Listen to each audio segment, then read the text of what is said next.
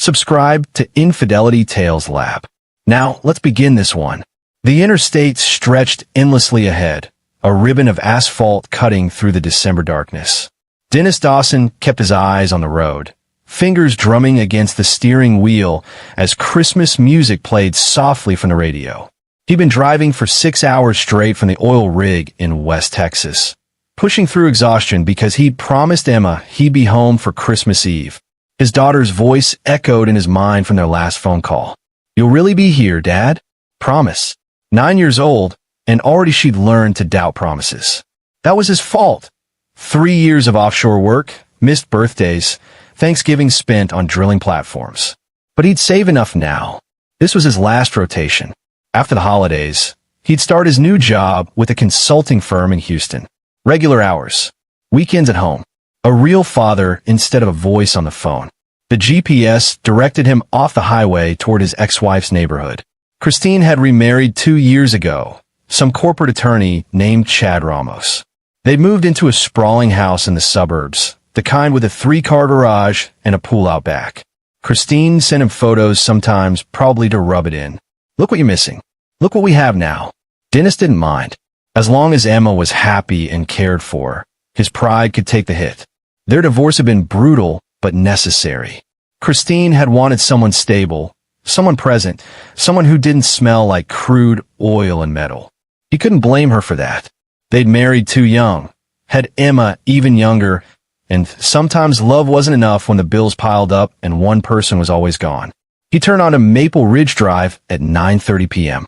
The houses were decorated with elaborate light displays, reindeer on roofs, inflatable Santas, trees visible through picture windows. The Ramos house sat at the end of the cul-de-sac, and Dennis frowned as he pulled into the driveway. Only one light was on, a dim glow from the kitchen window. No Christmas lights. No decorations. Strange. His frown deepened when he noticed Christine's Mercedes was gone. So was Chad's BMW. The only vehicle in the driveway was his old Ford pickup that he'd left with Christine, so Emma would have a way to be picked up if needed.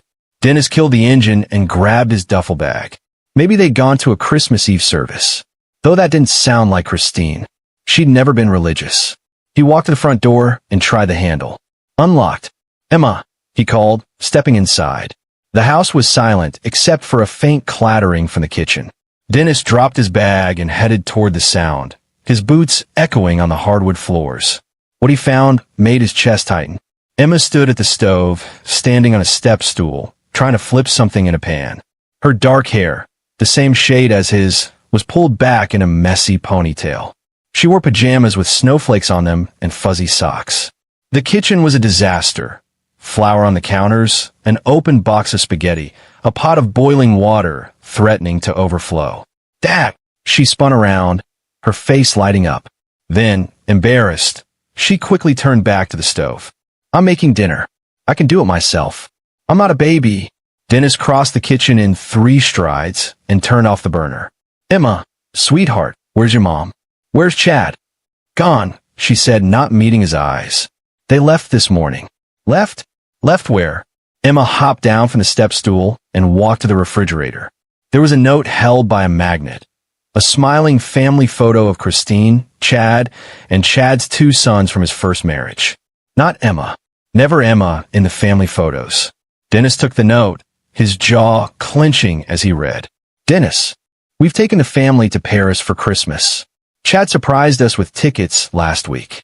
Emma cannot come. There weren't enough tickets, and Chad's boys should have this experience with their father. Besides, she's not really part of this family. She's not blood. Diana made that very clear when we planned this. Emma is your daughter, your responsibility. We left money for food and told the neighbors you'd be here. We'll be back on January 2nd. Don't call. We need this family time. Christine." Dennis read it twice, his hands shaking. White-hot rage burned his chest, but he forced it down. Emma was watching him with those big brown eyes, trying to be brave. "I'm okay, Dad," she said quietly. "I can take care of myself. I've been practicing cooking from YouTube videos. And I did all my homework. I even wrapped your Christmas present. Oh, baby girl." Dennis pulled her into a hug, feeling her small frame trembling despite her brave words. I'm so sorry. I'm here now. Everything's okay. They stood like that for a long moment. Then Emma pulled back, and Dennis saw something shift in her expression. Not sadness now, but something calculating. Something that reminded him of himself. Dad, Grandma Diana doesn't know. I found her secret, Emma said, her voice dropping to a whisper. Want to see? Dennis's protective instincts flared. What secret, honey? Did someone hurt you? No, nothing like that. Emma walked to her backpack, which sat on the kitchen table. She pulled out a manila folder, handling it carefully. Remember when you asked me to help Grandma Diana clean out Grandpa Martin's office 2 months ago? After he died? Dennis nodded. His ex-father-in-law Martin Lester had passed away in October. Heart attack, or so they said. The funeral had been small. Dennis had come back for it, mostly to support Emma. Well, I found this box hidden in the back of Grandpa's closet, behind all his old shoes. Emma opened the folder. Inside were photographs, documents, and what looked like a journal. Grandma Diana came in and got really mad, said I shouldn't touch Grandpa's things. But I'd already taken pictures with my tablet when I heard her coming. Dennis sat down at the table, and Emma climbed into the chair next to him, spreading out the contents. The first thing that caught his eye was a handwritten will, dated 2 weeks before Martin's death. This is Grandpa's real will, Emma explained, her finger tracing the signature. See, he left me a trust fund, $300,000 for my college, and to help me when I grow up. Dennis's eyebrows shot up. 300,000? But look at this. Emma pulled out another document, a printed will dated 1 week later. This is the will that Grandma Diana showed everyone at the lawyer's office. See, there's no trust fund for me. Instead, it says all of Grandpa's money goes to Mom and her brother Uncle Perry. Dennis compared the 2 documents. His hands stilled when he noticed the signature on the second will. It looked like Martin's signature, but something was off. The loops were different. The pressure was uneven. This one's fake, Emma said matter-of-factly. I learned about forgery in school. We did a thing about how to spot fake signatures. Grandpa's hand was shaky after his first heart attack last year. But look, this signature is too steady. And the handwriting doesn't match his other papers. Dennis felt his pulse quicken. Emma pulled out more documents, bank statements, printouts of emails, and pages from what looked like Martin's personal journal. Grandpa was keeping evidence, Emma continued. He wrote in his journal that he saw Grandma Diana practicing his signature. Look, November 3rd, Dee was in my office today trying to copy my signature on blank paper. When I asked her about it, she said she was just doodling. But I'm not stupid. She's planning something. I need to protect the kids, especially Emma. Kay doesn't stand up for her own daughter. Someone has to. Dennis read through the journal entries, his blood running cold. Martin had documented everything. His suspicions that Diana was planning to forge a new will, his attempts to secure the original with his attorney, his growing fear of his own wife. The final entry was dated October 15th, 3 days before Martin's death. I'm going to confront Dee tomorrow. I've made copies of my real will and sent them to my attorney and to Dennis. Dee doesn't know about Dennis's copy. If something happens to me, at least Emma will be protected. Dee has been acting strange lately. She keeps making me special drinks, says they're good for my heart. But I feel worse every time I drink them. I'm not taking her drinks anymore. Tomorrow, I tell her I know what she's planning, and I want a divorce. Dennis looked at Emma. Did you say Grandpa died of a heart attack? Emma nodded slowly. That's what everyone said. But look at this. She pulled out a small envelope containing photographs.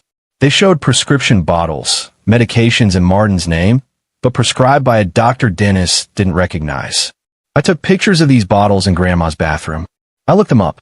One of them is really dangerous if you give someone too much, especially someone with a heart condition. Dennis felt sick. Emma, did Grandpa ever send me any copies? Of his will? I don't know, Dad. Did you get anything in the mail from him? Dennis thought back. He'd been on the rig in October, mail forwarding to a P.O. box in Midland that he only checked when he was on shore leave. I need to check. I might have mail waiting. Emma carefully gathered all the documents. I made copies of everything and hid them in 3 different places. One set is in my locker at school in a fake book. One set is with my friend's mom. I told her it was a school project about genealogy. And one set is on a USB drive taped under my bed. Dennis stared at his daughter with a mixture of pride and heartbreak. You're 9 years old. You shouldn't have to think about things like this. I know what happened to Grandpa, Emma said softly. Grandma killed him, and she took my money, and now she's making Mom treat me like I don't matter. Her eyes filled with tears. Mom used to love me, Dad, before she married Chad. Before Grandma started saying all those things about me not being real family. Dennis pulled Emma into his arms. Listen to me. Your mom loves you. She's just lost right now. But we're going to fix this. All of it. Ow! Dennis looked at the documents spread across the table, at the evidence of murder and fraud, at the journal entries of a man who tried to protect his granddaughter and paid with his life. An idea was forming in his mind. Dark and dangerous, but justified. We're going to give Grandma Diana exactly what she deserves, he said quietly. But we have to be smart about it. We have to be patient. 3 days, Emma said. You smiled and said 3 days. That's what the note said. What happens in 3 days? Dennis smiled, but it wasn't a kind smile. It was the smile of a man who'd spent 20 years working dangerous jobs, dealing with dangerous men, learning how to survive in places where weakness got you killed. In 3 days, baby girl, we're going to show your grandmother that she made a very big mistake. They spent the rest of Christmas Eve making a real dinner together. Spaghetti with meatballs, garlic bread, and a salad. Emma talked while they cooked, telling Dennis about school, her friends, the science project she was working on. Normal kid stuff. But underneath it all, Dennis could see the hurt, the rejection, the knowledge that her own family had abandoned her on Christmas. After dinner, they sat in the living room, which had a tree at least, though it was sparsely decorated, and Emma opened the presents Dennis had brought. Books she'd wanted, a new art set, a necklace with a compass charm. So you always find your way home, Dennis explained as he fastened it around her neck. I like it, Emma said, touching the charm. Dad, are we going to get in trouble for what we're going to do? I don't know yet, Dennis admitted. Depends on how smart we are about it. Tell me everything you know about Grandma Diana's routine. Where she goes, who she sees, what she does. Emma thought for a moment. She goes to the country club every Tuesday and Thursday for tennis and lunch. She has a book club on Monday nights. She volunteers at the hospital on Wednesdays. She works in the records department, which Mom says is funny because Grandma doesn't like sick people.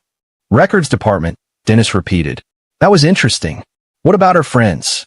Who does she spend time with? Mostly her book club ladies. Oh, and she has lunch with Aunt Faith every Friday. That's her sister. Faith Fritz. Yeah, she's really mean too. She always says I look like a boy because I don't wear dresses. Dennis filed that information away. What about Uncle Perry? Your mom's brother. What's he like? Emma shrugged. He's okay, I guess. He doesn't live here anymore. He moved to California last year. But he always sends me birthday cards with money. Him and Grandma fight a lot on the phone. I heard him yelling at her once about Grandpa's will. Do you remember what he said? Something about how it wasn't fair, and why did everything go to Mom and not him? Grandma said Mom needed it more, because she has more kids to take care of now. Uncle Perry said that was bull. Emma stopped. A bad word. He said that was wrong because Emma is also a kid, but she didn't get anything. Dennis felt a flicker of hope. If Perry was already suspicious about the will, he might be an ally, or at least someone who could be turned into one.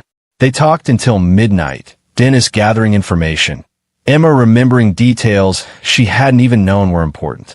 By the time he tucked her into bed, he had the beginnings of a plan. Dad, Emma said sleepily. I'm glad you're home. Me too, baby girl. Me too. Dennis sat in the dark living room, his laptop open, searching for information. First stop, the Midland P.O. Box records. He logged into his account and saw that, yes, there was a package from Martin Lester delivered October 16th. It had been sitting there for 2 months. He'd have to drive out there tomorrow to retrieve it. Next, he searched for Perry Richards, Christine's younger brother. Found him on LinkedIn, software engineer at a tech company in San Jose. Unmarried, no kids. Dennis found a phone number and considered calling, then decided against it. Not yet. He needed more information first.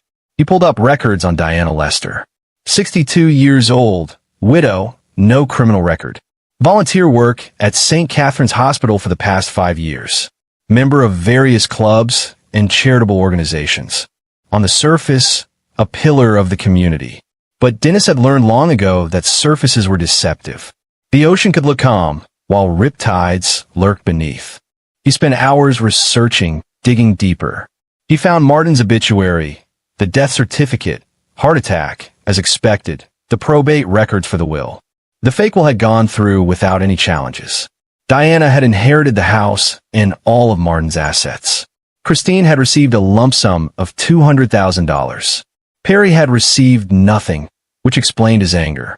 But Emma, despite Martin's clearly stated wishes, had received nothing. Dennis's hands clenched on the keyboard. This wasn't just about money. This was about a child being erased, forgotten, deemed worthless because she didn't fit into Diana's vision of family. This was about a man being murdered because Dennis was certain now that's what had happened, and his killer walking free. 3 days. That's what he'd told Emma. But it would take longer than that to do this right. Still, 3 days felt like a good number. 3 days to gather everything he needed. Then he could start. He checked the time. 2 a.m. He sent an email to his new employer requesting a delayed start date. Family emergency. They'd understand. Then he sent a text to Glenn Mullen, his old foreman from the first rig he'd ever worked on. Glenn had retired 5 years ago, but stayed in touch. More importantly, Glenn had connections. The kind of connections a man needed when he wanted information that wasn't publicly available. The text was simple. Need a favor. Call me when you can. Glenn's response came 5 minutes later. Up late playing poker. Call now if you want. Dennis stepped outside into the cold December night and dialed. Dennis Dawson. Glenn's gravelly voice answered. Haven't heard from you in months. What's wrong? I need information on someone. Deep background. Criminal connections, if they exist.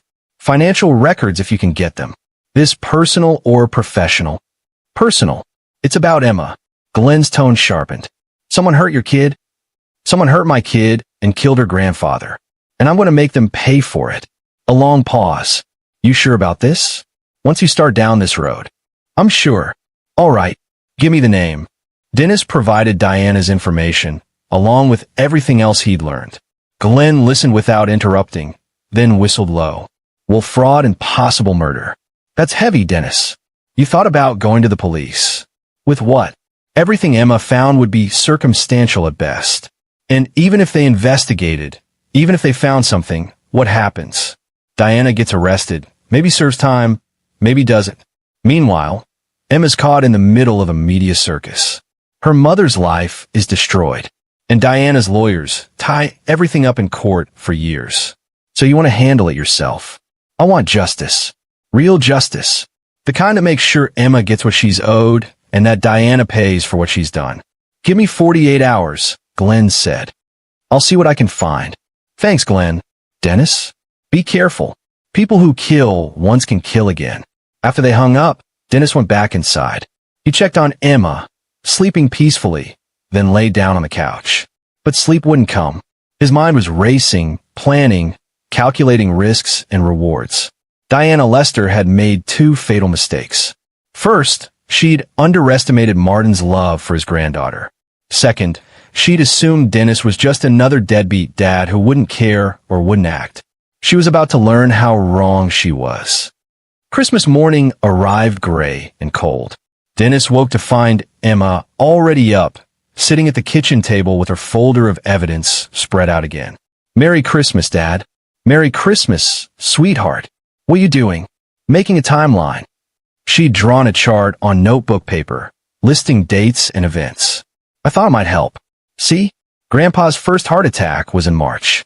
Grandma started volunteering at the hospital in April. Grandpa wrote in his journal that his drinks tasted funny starting in August.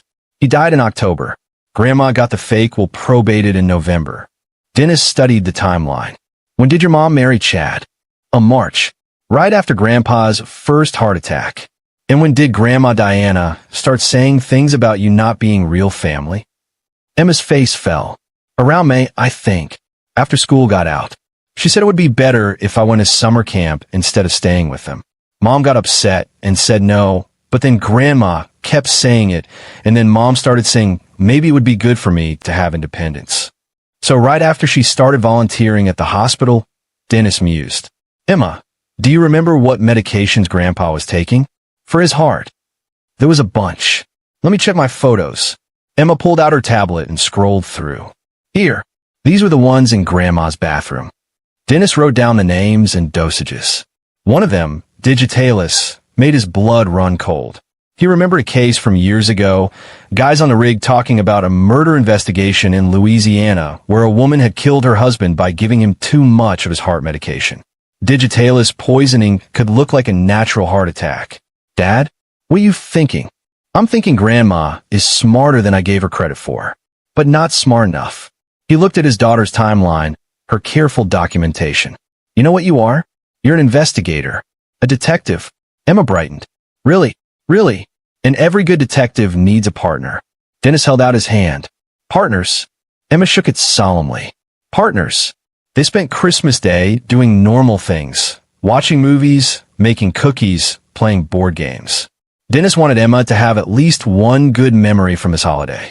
But underneath the normalcy, they were both aware of the ticking clock. That evening, Dennis's phone buzzed.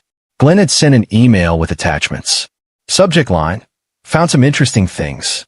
Dennis waited until Emma was in bed before opening it. Glenn had been thorough. Financial records showed that Diana had significant gambling debts. Over $100,000 owed to various casinos in Louisiana and Oklahoma.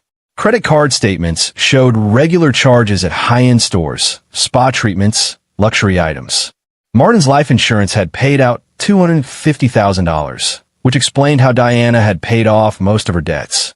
But the most interesting part was buried in the hospital records that Glenn had somehow obtained. Diana had access to the pharmacy inventory system through her volunteer work. And in the weeks before Martin's death, there had been several discrepancies in the Digitalis records, small amounts that went missing, attributed to administrative errors. Glenn's note at the bottom read, Your instincts were right. This woman is dangerous. I also found something else. She's had 3 husbands.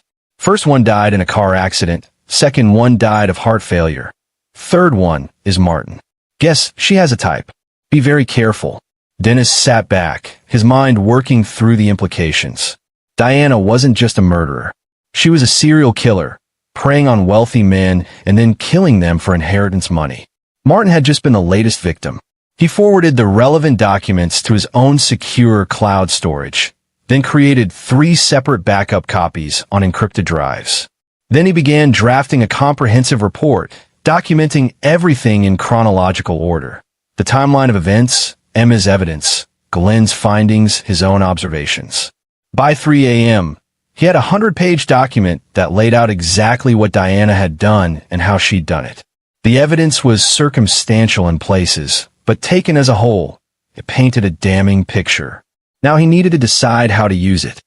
Day 2 arrived with fresh snow. Dennis drove out to Midland, leaving Emma with a neighbor, a kind woman named June Knapp, who'd been horrified to hear that Emma had been left alone for Christmas.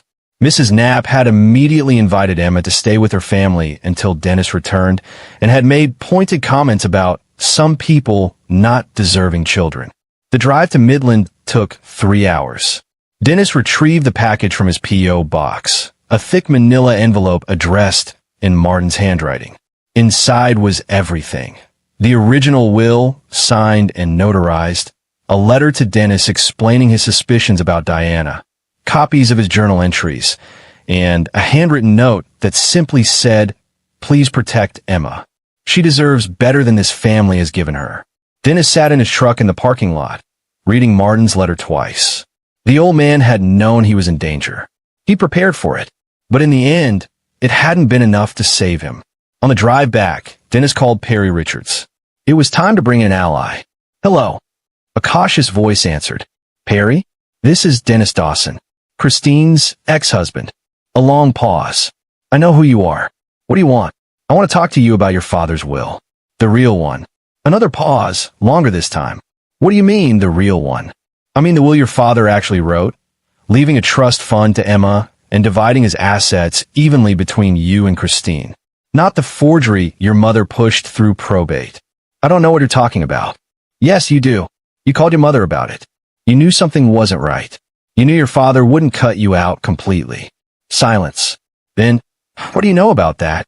Because I have the original will. And I have evidence that your mother forged a new one. And I have evidence that she killed your father to make sure he couldn't stop her. The sound of breathing on the other end. That's a serious accusation. I have proof. Photos, documents, medical records, journal entries. Everything. Your father sent it to me before he died, and Emma found more evidence afterward. We can prove what happened. Why are you telling me this? Because you have a choice to make. You can keep pretending everything is fine, keep letting your mother control everything, and stay disinherited. Or you can help me bring her to justice and get what you're actually owed. Perry's voice cracked. I knew something was wrong. Dad wouldn't have done that. He wouldn't have cut me out. We had our problems, but he wouldn't. He didn't. Your mother did. And she left Emma out entirely, even though your father specifically wanted to provide for her. Jesus Christ. A long exhale. What do you need from me? Information. Access. Your mother trusts you, or at least she thinks she can control you. I need you to help me get evidence that will stand up in court. Real evidence, not just circumstantial. Can you do that? If what you're saying is true, if she really killed Dad. Perry's voice hardened. Yes, I'll help. What's the plan? Dennis smiled. The plan is to give your mother enough rope to hang herself. But we need to be smart. Meet me tomorrow. I'll show you everything. They arranged to meet at a diner halfway between Houston and San Jose. Perry was flying anyway, coming home for New Year's.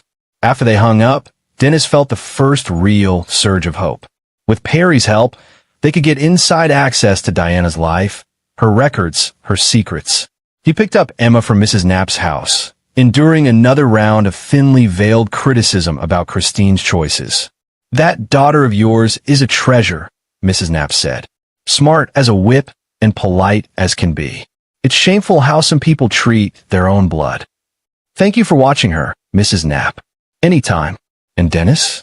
If you need anything at all, you just ask. I don't hold with what happened here. It's not right. In the truck, Emma buckled her seatbelt and looked at him expectantly. Did you get Grandpa's package? I did. You were right about everything. And I talked to Uncle Perry. He's going to help us. Really? But I thought he was on Grandma's side. He was. But now he knows the truth. Sometimes people just need the right information to make the right choice. Is that what we're doing?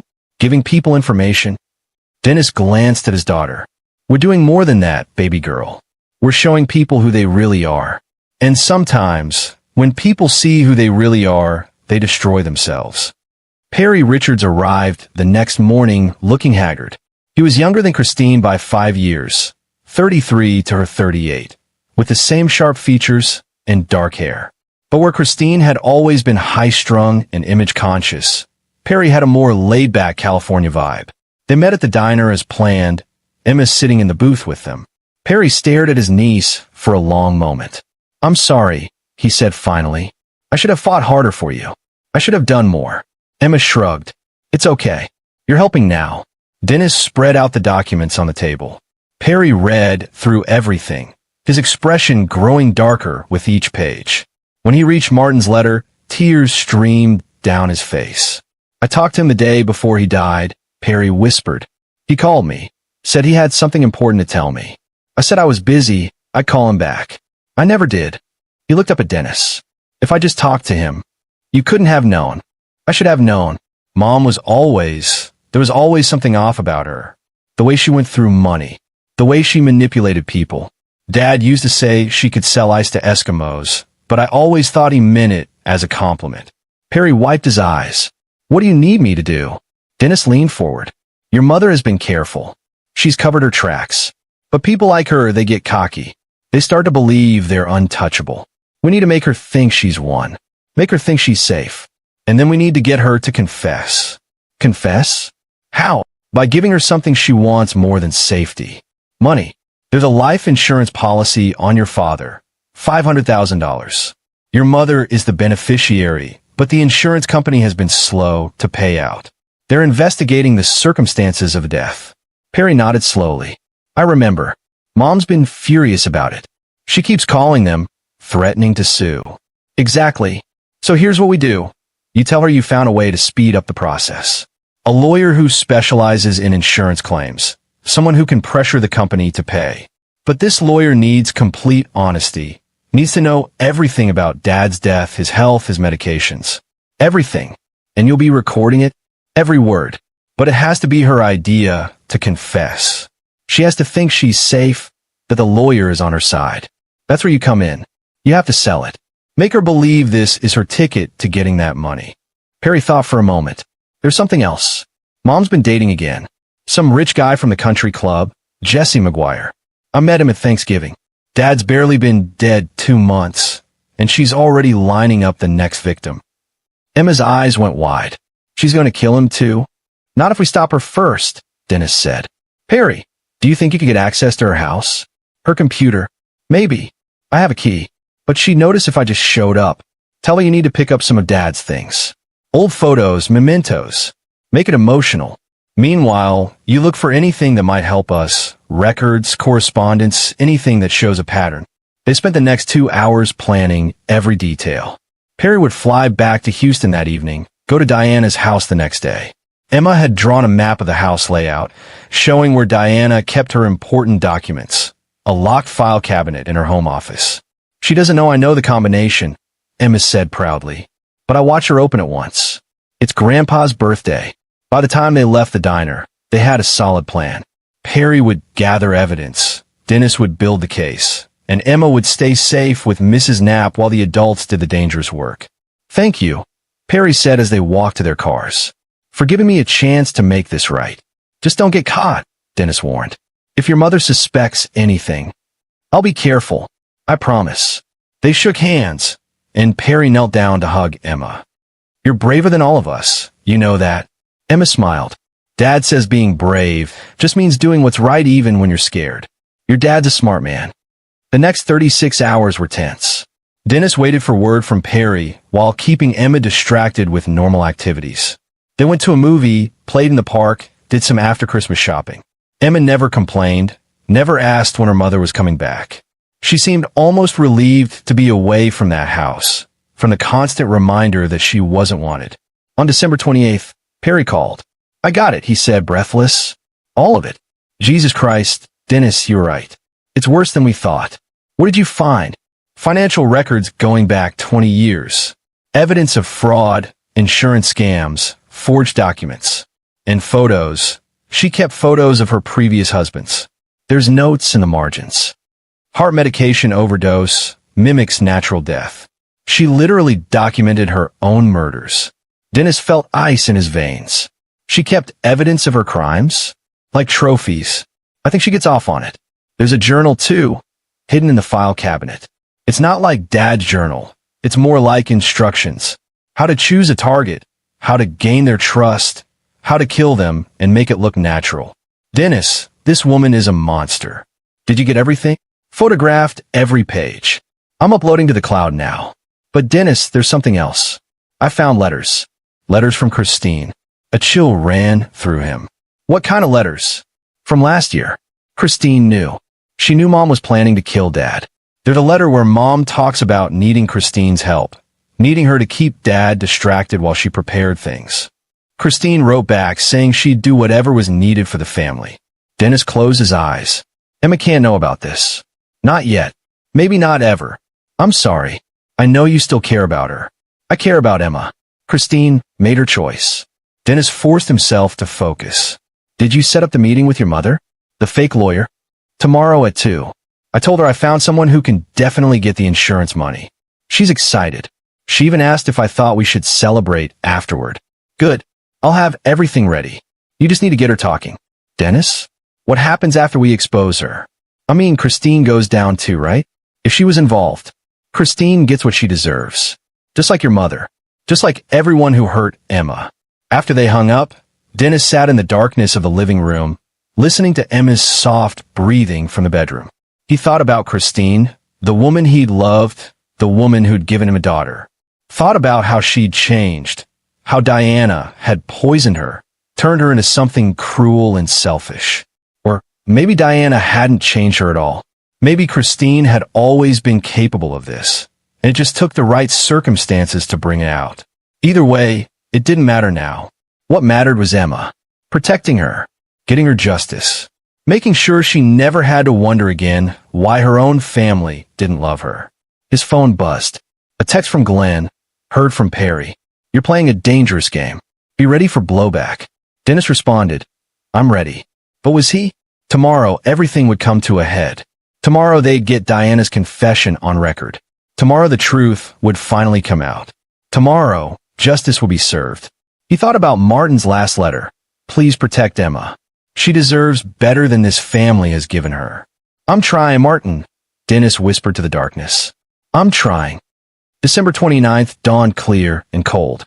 Dennis dropped Emma off at Mrs. Knapp's house early, giving the older woman a brief explanation that he had some legal matters to attend to regarding Emma's grandfather. Mrs. Knapp, bless her heart, asked no questions. She just pulled Emma into a hug and promised to make hot cocoa and cookies. Dennis drove to the office building Perry had rented for the day, a small suite in a professional complex, the kind of place where lawyers and accountants worked. Perry had even printed up fake business cards for Morgan & Associates, insurance litigation specialists. I'm Adrian Howell, Glenn Mullins said, appearing in a suit and tie that made him almost unrecognizable. Partner at Morgan & Associates.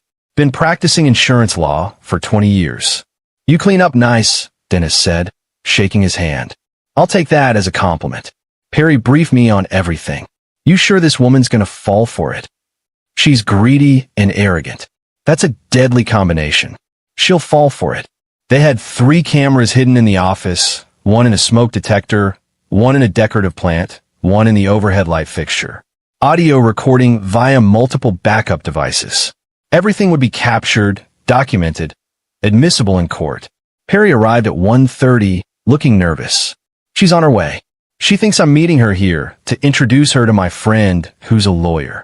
You did good, Dennis told him. Just remember, act like you believe her. Act like you're on her side. Make her feel safe. At exactly 2 p.m., the door opened. Diana Lester walked in, and Dennis got his first good look at the woman who'd killed his daughter's grandfather. She was elegant and poised, mid-60s but could pass for mid-50s. Perfect hair, perfect makeup, perfect smile. She carried herself with the confidence of someone who'd never been caught, never been questioned, never been denied. Perry, darling, she said, kissing her son's cheek. Then, turning to Glenn, and you must be Mr. Howell.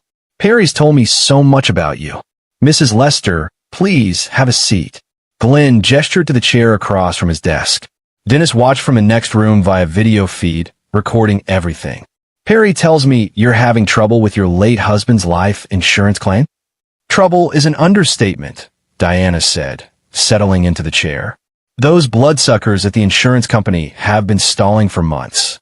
They keep asking questions, requesting more documents, as if my husband's death certificate isn't enough. I understand your frustration. Unfortunately, when the claim amount is substantial, insurance companies often drag their feet. They're hoping you'll settle for less or give up entirely. But I specialize in making sure that doesn't happen. That's what Perry said. How quickly can you get this resolved? That depends on several factors. I need to understand everything about your husband's death. The circumstances, his medical history, any factors that might give the insurance company reason to investigate. I need complete honesty from you, Mrs. Lester. Anything less, and I can't help you. Diana smiled. Of course. What do you want to know? Let's start with his health. Was your husband in good health before his death? Martin had a heart condition. He'd had 1 heart attack already about 8 months before he died. He was on medication for it. What medications specifically? Diana rattled off a list. Glenn took notes, nodding professionally. And was he compliant with his medication regimen? Oh yes, very compliant. I made sure of it. I gave him his pills every day, made sure he took them exactly as prescribed. You personally administered his medications? Yes. Martin could be forgetful, so I took over that responsibility. Dennis watched as Glenn leaned back, steepling his fingers. Mrs. Lester, I'm going to ask you something, and I need you to be completely honest with me. The insurance company has raised some concerns about the circumstances of your husband's death. They've noted that he died relatively suddenly, despite being under regular medical care. They've also noted that the autopsy was waived and the death certificate was signed by a family physician rather than after a full examination. These are red flags for insurance investigators. Diana's smile didn't waver. What are you implying? I'm not implying anything. I'm telling you that the insurance company is suspicious. They're wondering if there's any possibility that Martin's death wasn't entirely natural. And if they find any evidence to support that theory, they'll deny the claim entirely. Perry spoke up, his voice shaking slightly. Mom, Mr. Howell is on our side, but he can't help us if he doesn't know everything. If there's anything at all that might come out, we need to know now. Diana looked at her son for a long moment. You mean, did I kill your father? Is that what you're asking? The room went silent.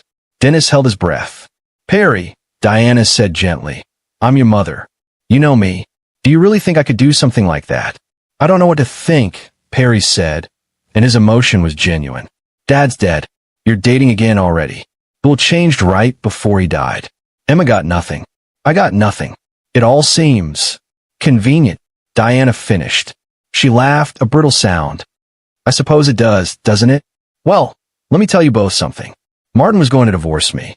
He'd found out about my debts, about some poor choices I'd made. He was furious. Said he was going to cut me off, leave everything to you children and that granddaughter of his. Emma, Perry said. Her name is Emma. Yes, Emma. Martin was obsessed with that child. Couldn't see that she was pulling the family apart. Christine barely had time for her own family because she was always worried about Emma this, Emma that. It was exhausting. So what did you do? Glenn asked quietly. Diana sighed. I did what I had to do. Martin was going to ruin everything. 50 years of marriage, and he was going to throw it away over some financial problems and a grandchild who wasn't even really family. She's your granddaughter, Perry said, his voice breaking. She's Dennis's daughter. From his first marriage, or whatever it was. Not blood. Not real family. Martin should have understood that. Diana's voice hardened. So yes, I helped him along. Adjusted his medications. Made sure his heart gave out before he could change the will back or file for divorce. I did what any sensible woman in my position would do. Dennis felt rage wash over him, but he forced himself to remain still. Keep recording. Get everything. You killed him, Perry whispered. I liberated us, Diana corrected. From a man who was going to destroy this family over sentimentality and pride. And I made sure we were all taken care of. You got nothing in the final will because you'd been difficult, Perry. You'd questioned me, challenged me. But I planned to give you money eventually, once you learned your place. My God, Glenn said. Mrs. Lester, you do understand what you're telling me. I understand that you're a lawyer who wants to get paid. And I'm telling you exactly what happened so you can prepare for whatever the insurance company throws at us. I need that money, Mr. Howell. I needed to pay off the last of my debts and to fund my new life with Jesse. He doesn't know about my financial situation, and I need to keep it that way. Jesse McGuire, Glenn said. Your new boyfriend. My fiancé, actually. He proposed last week. We're planning a spring wedding. Diana smiled. Jesse's quite wealthy. Made his fortune in real estate. He's also 73 years old with a heart condition. I imagine I'll be a widow again in a few years, but this time with a much larger inheritance. Perry stood up abruptly. I can't listen to this. Oh, Perry, don't be dramatic. This is how the world works. Women like me, we survive. We adapt. Your father understood that in his way. He just lost sight of it at the end. You're a monster, Perry said. Diana stood as well, smoothing her skirt. I'm a realist, and I'm your mother. You'll help me get this insurance money, or I'll make sure Christine knows you were behind this whole meeting. I'll tell her you were trying to steal my money, turn the family against me. She'll believe me. She always does. Actually, Dennis said, stepping into the room, I don't think she will. Diana spun around, her face going white. Who are you? I'm Dennis Dawson, Emma's father, Martin's friend, and the man who's been recording every word you just said. Diana's eyes darted to the door, but Glenn moved to block it. Perry pulled out his phone, holding it up to show he'd been recording as well. You set me up, Diana breathed. You murdered your husband, Dennis said coldly. You stole from my daughter. You tried to kill her spirit, make her think she was worthless. And you were planning to do it all again to some other poor fool who trusted you.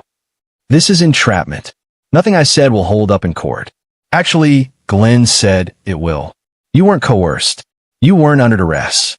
You voluntarily confessed to murder, fraud, and conspiracy.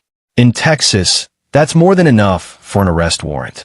Perry, Diana said, turning to her son, you can't let them do this. I'm your mother. You killed my father, Perry said, tears streaming down his face. You're not my mother anymore. You're a stranger. Diana lunged for the door, but Dennis caught her arm. She struggled, then went limp. Fine, she said. Fine, but you'll all pay for this. Christine will never forgive you. Emma will never have a real family. And you, she looked at Dennis with pure hatred. You'll always be the deadbeat dad who abandoned his daughter. You'll always be the failure. Dennis smiled. Maybe, but I'll be a failure who stopped a serial killer. I can live with that. The police arrived within 20 minutes. Dennis had already contacted them, already prepared them for what they'd find. They arrested Diana Lester on charges of murder, fraud, and conspiracy. They also brought in Christine for questioning based on the letters Perry had found. Dennis didn't stay to watch. He picked up Emma from Mrs. Knapp's house and drove her to a hotel. They'd stay there until the house was sorted out, until Christine returned from Paris to face what she'd done. Is it over? Emma asked quietly. The hard part is, Dennis said. Now comes the aftermath. Will Mom go to jail? I don't know, baby girl. Depends on how much she knew, how much she helped. The lawyers will figure it out. Emma was quiet for a long time. Then, I don't think I want to see her. Is that okay? Dennis pulled her close. That's more than okay. You get to decide who's in your life now. What about Uncle Perry? Uncle Perry did the right thing. He helped us. I think he wants to be in your life if you'll let him. Okay, Emma said. I'd like that. Over the next few days, the story exploded. News outlets picked up the tale of the grandmother who'd murdered multiple husbands, the granddaughter who'd uncovered the truth, the father who'd orchestrated the confession. Dennis shielded Emma from most of it, but some details got through. Christine returned from Paris to find herself under investigation. The letters proved she'd known about Diana's plans, but her lawyer argued she'd been manipulated, abused, gaslit. In the end, she pled guilty to being an accessory after the fact and received probation, community service, and mandatory therapy. She didn't try to contact Emma.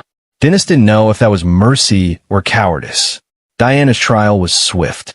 With the confession and the evidence Perry had gathered, the prosecution had an airtight case.